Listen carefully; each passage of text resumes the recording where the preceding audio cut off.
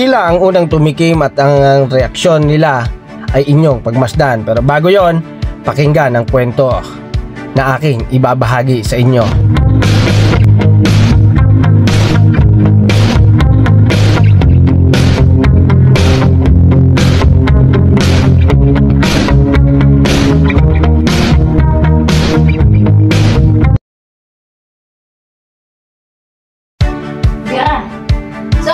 Business mga kapapi, mga kamors, mapagpalang gabi po sa ating lahat. Ayon. Meron akong kwento tungkol ito sa isang OFW na nagngangalang Maricel. Siya ay isang tagaluto na nagtrabaho sa isang restaurant sa ibang bansa. Sa kabila ng pagod at hirap ng trabaho, hindi nawawala ang pagmamahal niya sa pagluluto at pagbibigay ng saya sa mga customer. Sa bawat araw, si Maricel ay nagtatrabaho ng may buong puso, nagluluto ng masasarap na pagkain at nag-aasikaso sa mga customer. Nakikita niya ang saya sa mga mukha ng mga customer kapag sila ay natitikman ang mga niluluto niya. Isang araw, may isang customer na nagpasalamat sa kanya at nagbigay ng malaking tip. Hindi lang pera ang natanggap ni Maricel, kundi pati na rin ang pagkilala sa kanyang sipag at talento. Ito ay nagbigay sa kanya ng lakas ng loob upang patuloy na magtrabaho ng may determinasyon. Sa paglipas ng panahon, si Maricel ay naging isa sa mga pinakakilalang tagaluto sa restaurant. Nakapagpadala siya ng malaking halaga ng pera sa kanyang pamilya at nakapag-ipon para sa kinabukasan. Sa kabila ng mga pagod at hirap, ang mga OFW ay patuloy na lumalaban at nagtatrabaho ng may determinasyon. Sila ay nag-aambag sa ekonomiya ng Pilipinas at sa pag-unlad ng kanilang mga komunidad. Marami sa kanila ang nagiging inspirasyon sa kanilang mga pamilya at sa mga kababayan nila. Sila ay patunay na ang pagtatrabaho ng malayo sa pamilya ay hindi hadlang upang makamit ang mga pangarap at mapabuti ang buhay. Sa paglipas ng panahon, si Maricel ay patuloy na nagtrabaho ng may determinasyon at pagmamahal sa kanyang trabaho bilang tagaluto. Nakita ng marami at nakita rin ng may-ari ng restaurant ang kanyang sipag at talento, kaya't sila'y nag-alok sa kanya ng promotion bilang isang chef.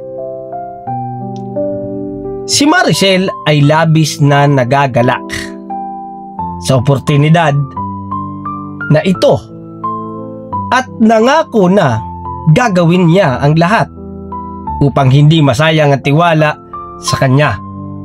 Siya ay nagtrabaho ng mas lalo pang masipag at nagpakita ng kanyang talento sa pagluluto. Sa kanyang bagong posisyon, si Maricel ay nakapaglikha ng mga bagong menu at nakapagpabuti ng serbisyo sa restaurant. Ang mga customer ay patuloy na dumadami at ang restaurant ay naging isa sa mga pinakakilalang restaurant sa lugar. Si Maricel ay naging isang inspirasyon ng mga kapwa niya OFW at sa mga kababayan niya. Siya ay patunay na ang sipag at determinasyon ay makapagdudulot ng tagumpay kahit saan man tayo naroroon. Sa kanyang tagumpay bilang head chef, si Maricel ay nakapagpadala ng malaking halaga ng pera sa kanyang pamilya sa Pilipinas. Nakapagpatayo siya ng isang magandang bahay para sa kanyang mga magulang at nakapagpagaling sa mga gastusin ng kanyang mga kapatid sa paaralan.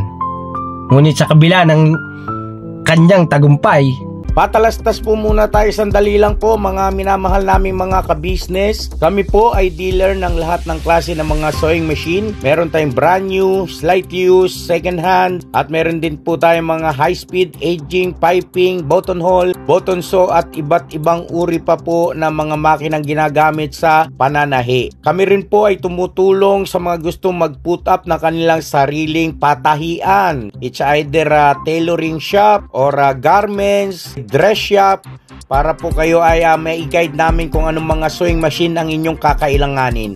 Please po feel free to inquire at kami po ay magiging masaya na kayo ay aming paglingkuran. O tuloy na panonood mga ka-business. Ngunit sa kabila ng kanyang tagumpay, si Maricel ay hindi nakakalimot o hindi nakakalimutan ang kanyang mga pinagmulan.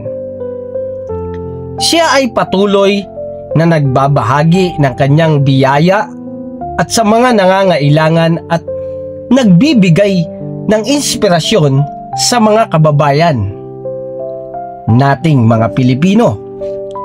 Isang araw, may isang grupo ng mga kababayan niya ang dumating sa restaurant upang mag-interview tungkol sa kanyang kwento bilang isang OFW.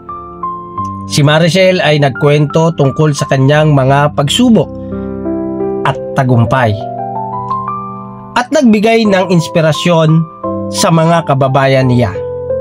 Matapos ang interview, may isang batang lumapit sa kanya at nagbigay ng isang sulat. Binasa ni Maricel ang sulat at nakita niya na ang bata ay nagpapasalamat sa kanya dahil siya ay naging inspirasyon nito upang magtrabaho rin bilang isang chef. Si Maricel ay labis na naantig sa sulat ng bata at napaluha siya sa saya. Siya ay nakaramdam ng pagmamalaki sa kanyang sarili dahil siya ay naging bahagi ng pagbabago sa buhay ng ibang tao. Matapos ang kanyang pagiging head chef, si Maricel ay nakapagdesisyon na magsimula ng kanyang sariling restaurant sa Pilipinas. Siya ay nakapag-ipon ng sapat na pera at nakapagplano ng lahat upang isakatuparan ang kanyang pangarap. Sa pagbabalik niya sa Pilipinas, si Maricel ay nakatanggap ng malaking suporta mula sa kanyang pamilya at mga kaibigan. Siya ay nakapagbukas ng isang magandang restaurant na nagtatampok ng mga lutong Pilipino at internasyonal. Ang restaurant ni Maricel ay naging isang malaking tagumpay at nakakuha ng atensyon ng mga food critic at mga customer. Siya ay nakatanggap ng mga parangal at pagkilala sa kanyang pagluluto at serbisyo. Si Maricel ay naging isang kilalang personalidad sa Pilipinas at nakapagbigay ng inspirasyon sa mga kababayan niya na naging simula ng kanilang sariling negosyo. Siya ay patuloy na nagbabahagi ng kanyang kaalaman at karanasan sa mga aspiring chef at entrepreneurs. sa wakas, si Maricel ay nakapamuhay ng isang masaya at matagumpay na buhay bilang isang chef at inspirasyon sa mga kababayan niya. Mga kabisnes naming minamahal, salamat ng marami sa inyo. Subalit kung gusto mo bang malaman pa ang tungkol sa mga sumusunod o susunod na proyekto ni Maricel, ay aking ibabahagi kung inyong ikokomento sa ating video.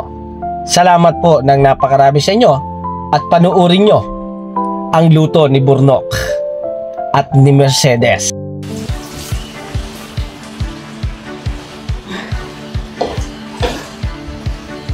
Ibus yung sabaw.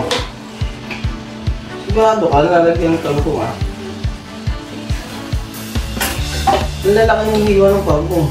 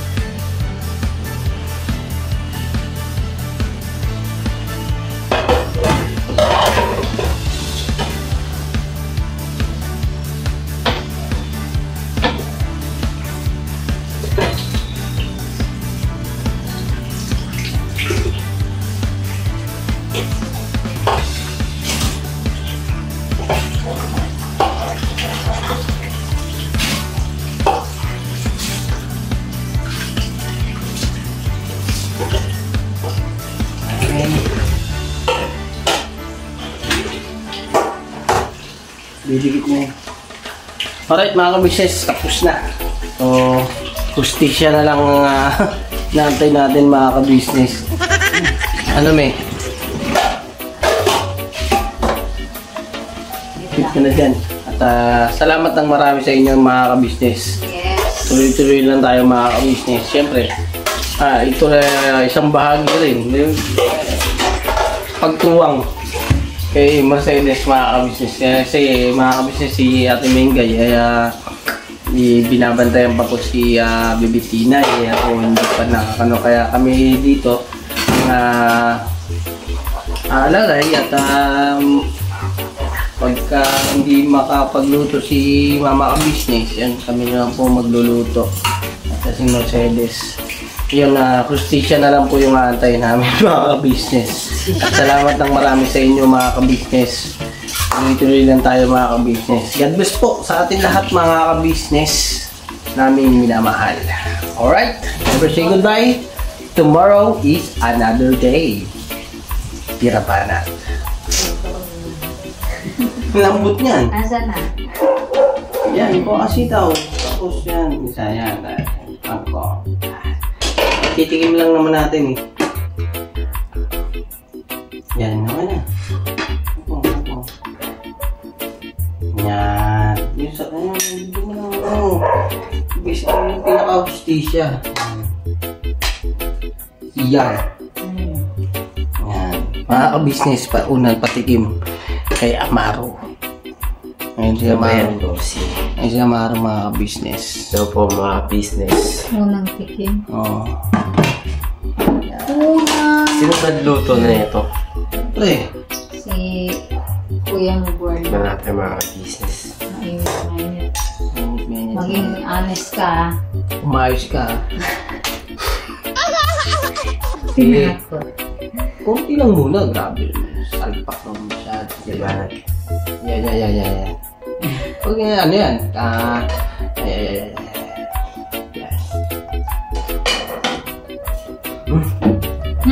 Sino kayo? Ba't nandito kayo sa pamamahay na to? Umayos ka nga.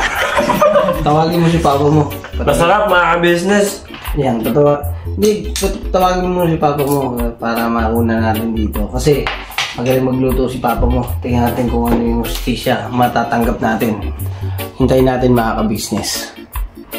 Alright mga ka-business. Ito na si Kwestong. Magaling ito magluto mga ka-business.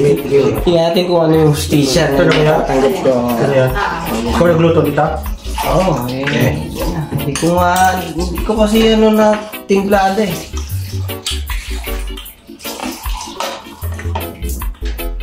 Ilang gata ito? Isa lang.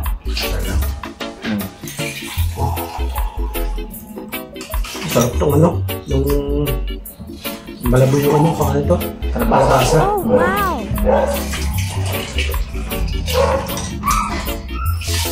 Pwede. Pwede? Pwede. Pwede sa gutom. Hindi, pwede po. Pwede sa gutom. Good ba? Quality. Meron pa dito ano eh. Ito. Dito ako nag-aalala eh. Ito? Yan. Ano to? Diyan siya nag-aalala na. Okay, katamtaman. Tama lang. Ayun, tama lang mga ka-business. Yun ang pinag-aalala ko yung karne. Alright mga ka-business. Dito pa lang sa dalawa siguro ay pasado na to kay mama ka-business. Kasi, syempre, Kwestong, magaling magluto yan mga ka-business. Ilocano cooking. Quality. Yan. Alright. Salamat mga ka-business. Thank you. Thank you, Kuya Tao. Opo.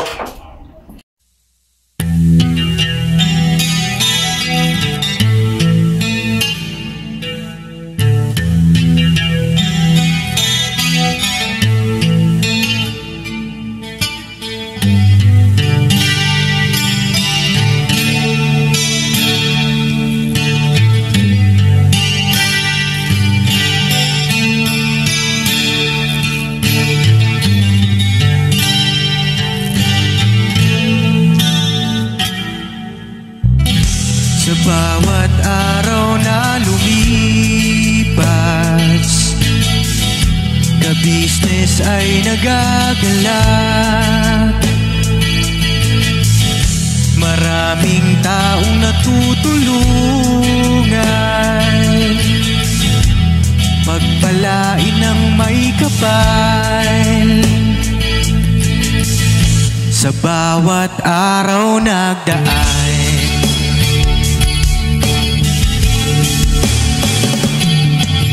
ka-business, business ka-business, Papa Dio, Steve, mahal kayo ng marami. Ang tuwa nila'y walang mapagsidlan.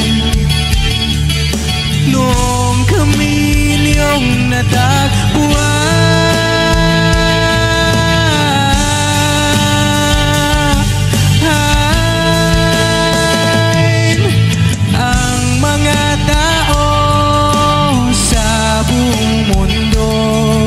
maging ang mga OFW, sinubaybayan mga pagtulong nyo, panalangin nila, sana'y hindi kayo magbabago.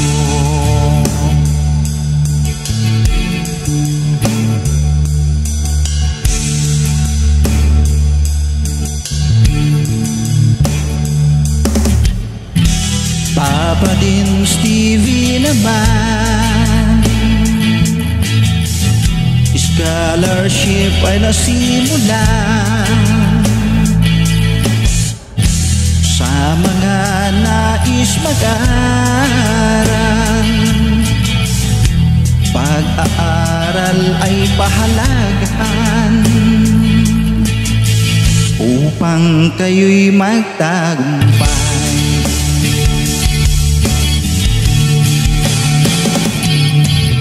Ka-business, Mrs. Ka-business, Papa din Steve, mahal kayo ng marami. Ang tuwa nila'y walang mapagsiglan. Noong kami niyong natagpuan,